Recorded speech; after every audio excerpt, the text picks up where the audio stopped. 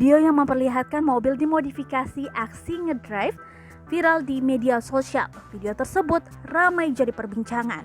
Video itu diunggah oleh akun Instagram @wargaBukitTinggi_agam. Sang admin menuliskan jika video itu diketahui terjadi di Bukit Tinggi, Sumatera Barat. Ulasan Tribun Timur memperlihatkan mobil tersebut dengan santai ngedrift sambil memutari jalanan aspal saat malam hari yang sepi. Warganet ramai mengomentari video tersebut. Banyak yang menganggap bahwa aksi itu disengaja untuk viral.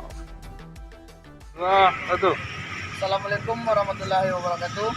Saya Adi Aulia Arifin, pekerjaan wira swasta. Saya mengakui perbuatan saya drift di Simpang Kangkuang pada hari Kamis tanggal 6 Mei jam 1 dini hari. Dan saya mengakui perbuatan saya itu dapat membahayakan masyarakat pengguna jalan dan masyarakat umum. Dan itu atas perbuatan saya yang tidak nyaman, saya memohon maaf kepada masyarakat umum dan pengguna jalan lainnya. Terima kasih.